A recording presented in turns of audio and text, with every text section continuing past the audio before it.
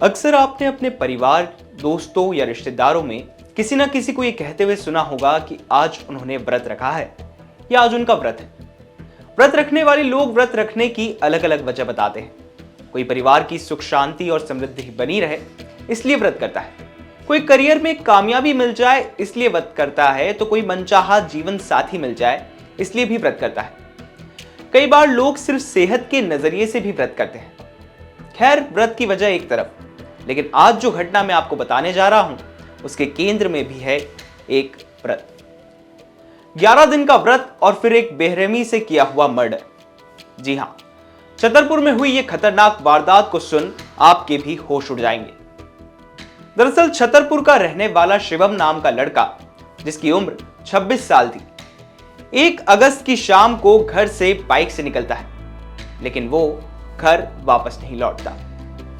जब वो देर रात तक भी घर नहीं पहुंचता तो घर वाले उसकी तलाश में लग जाते हैं। उसके दोस्तों को फोन लगाया जाता है पर उसका कुछ अता पता नहीं चलता और आखिरकार परेशान होकर शिवम के पिता पुलिस में उसकी गुमशुदगी की रिपोर्ट दर्ज कराते हैं। उसके घर वालों को तब ये नहीं पता था कि शिवम अब इस दुनिया में ही नहीं रहा। छतरपुर का ही एक और युवक दिव्यांशु एक लड़की को चाहने लगा था और उससे बातचीत की कोशिश करता रहता था। पुलिस सूत्रों के मुताबिक शिवम इस लड़की का मुंह बोला भाई था और जब यह बात इस लड़की ने शिवम को बताई तो शिवम और दिव्यांशु का झगड़ा हो गया।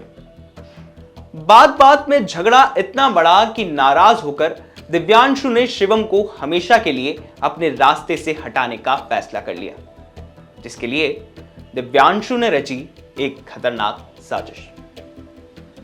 दरअसल दिव्यांशु ने सबसे पहले हत्या का प्लान बनाया और इसे फुल प्रूफ करने के लिए शिवम और उसके कॉमन फ्रेंड के साथ ही 2 अन्य साथियों को भी अपनी साजिश में शामिल किया। दिव्यांशु और शिवम के इस कॉमन फ्रेंड का नाम राहुल था, जिसकी एक सीसीटीवी कैमरे की दुकान थी। तो फिर प्लान यह बनाया गया कि शिवम को सीसीटीवी सुधारने के बहाने बुलाया जाएगा और फिर वारदात को अंजाम दिया जाएगा। उसने सीसीटीवी कैमरा सुधारने के बहाने शिवम को दुकान पर बुलाया।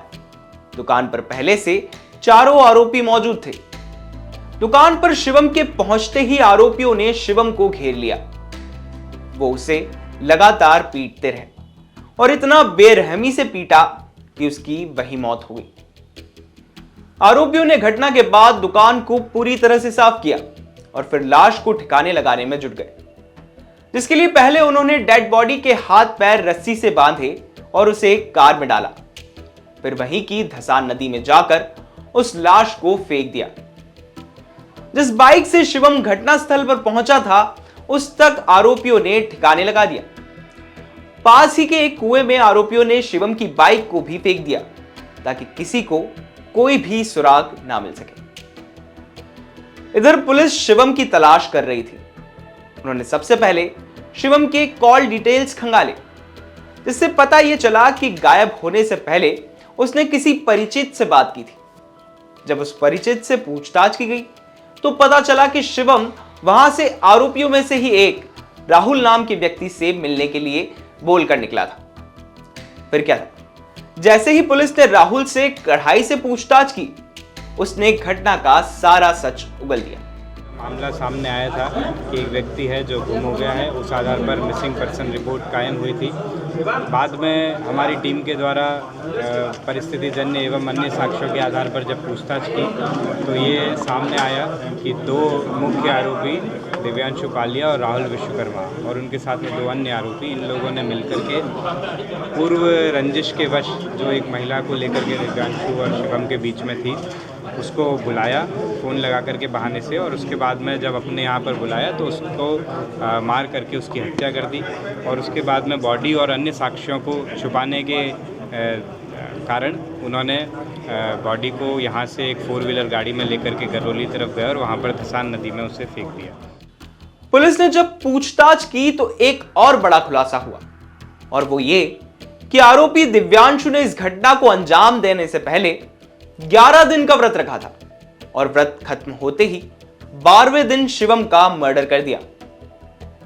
आरोपी युवक की सनक का इससे ही अंदाजा लगाया जा सकता है कि उसने अचानक से आवेश में आकर नहीं, बल्कि बकायदा सोच समझकर प्लानिंग करके यह मर्डर को अंजाम दिया था और इसके सफल होने के लिए एक लंबा व्रत भी रखा।